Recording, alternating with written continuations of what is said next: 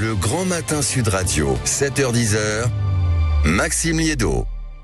À 7h13 sur Sud Radio, à la une, cette question, une inondation des campagnes pour sauver les villes. La question est provocatrice, mais elle se pose dans beaucoup d'endroits en France. Bonjour Alain Tabonne.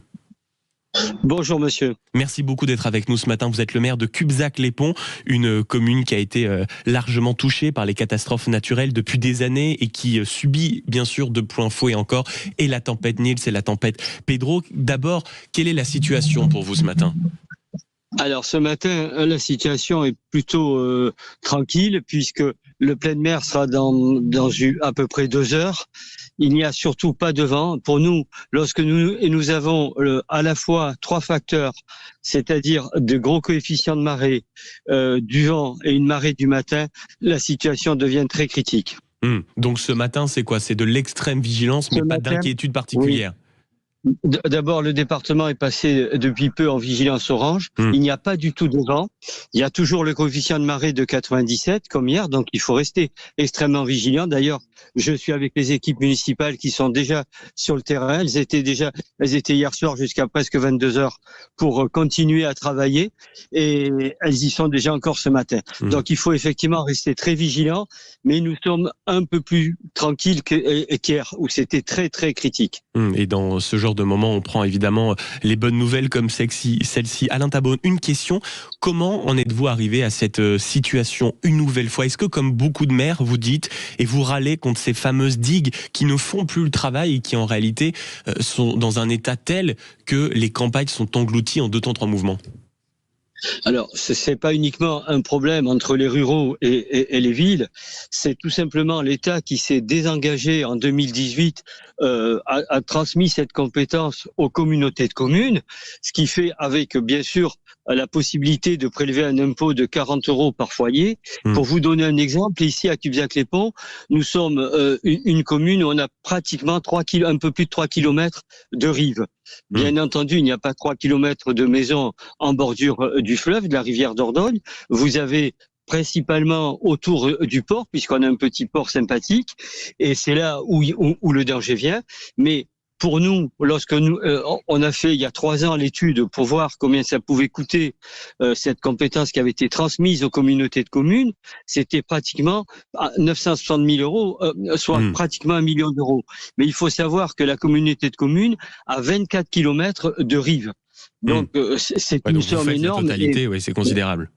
Voilà, c'est considérable et c'est impossible à porter. Alors c'était une bonne idée de transférer cette compétence aux élus locaux parce que effectivement nous sommes mes collègues maires au fait du problème, mais il fallait nous donner les moyens et nous n'avons pas les moyens financiers. Mais vous avez entendu ce que dit Alain Tabonne, vous avez entendu ce que dit la ministre de la Transition écologique, Monique Barbu. Elle a dit beaucoup de collectivités n'utilisent pas suffisamment cette ressource de la fameuse taxe qu'on appelle la taxe Gemapi qui vous permet en effet de prélever 40 € par personne et par an justement pour subvenir à ses besoins. Qu'est-ce que vous lui répondez à la ministre ce matin ?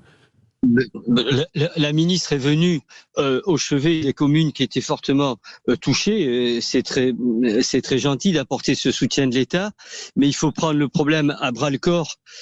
C'est pas parce que on dit vous pouvez prélever 40 €. Je vous laisse. Notre territoire, c'est 38 000 personnes. Je vous ai parlé de 24 km à 40, même un maximum, en disant toutes les communes jouent la solidarité, tous les foyers fiscaux interviennent, on est loin du compte. On est très très loin du compte. Donc effectivement, elle est nommée depuis peut-être pas longtemps, donc il faut qu'elle revoie un peu ce dossier. Est-ce que vous demandez, comme certains maires, peut-être un fonds d'urgence doté naturellement par l'État qui pourrait permettre de lancer quelques travaux dans les communes les plus à risque ? C'est ce que demandent certains, en tout cas certains édiles. Est-ce que vous faites partie de cela ?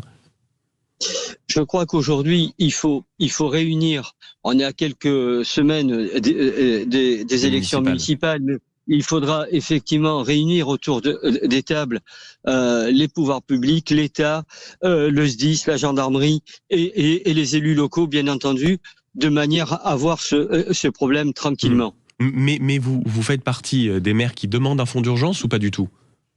Bien sûr, ça peut toujours aider, mais on sait bien aujourd'hui que l'argent est rare, donc Il s'agit pas d'agir sous l'urgence. Il faut effectivement prendre des dispositions pérennes, des dispositions financières qui permettent aux communes et aux intercommunalités, puisque c'est elles qui ont la compétence, de pouvoir protéger leur population.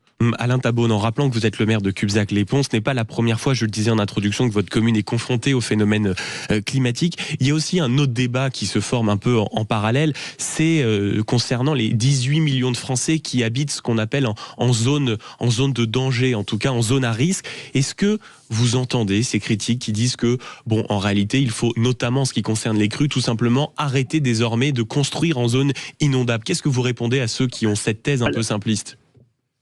Je sais pas si c'est une idée simpliste, mais effectivement, nous avons aujourd'hui à la fois une pression, parce que nous sommes aussi une commune viticole. Bien sûr. Beaucoup de viticulteurs ont arrêté leur exploitation.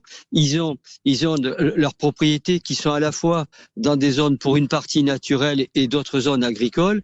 Et à travers les PLU, on ne peut pas les transformer en zones constructibles, ce qui aurait pu être pour eux un complément de revenus. Mais il n'est pas possible. Il n'est pas possible aujourd'hui, avec les éléments climatiques, de continuer à construire en bordure de fleuve. C'est impossible. Donc il va peut-être falloir envisager quelques décisions dans ce sens-là. Merci beaucoup Alain Tabone d'avoir été avec nous ce matin, maire de Cubzac-les-Ponts, et bon courage donc pour les prochaines heures, même si votre département notamment a connu une baisse de la vigilance. On est passé de rouge à orange. C'est une journée forcément encore de grande vigilance. Merci beaucoup d'avoir fait un tour du côté de Sud Radio ce matin. Il est 7h20.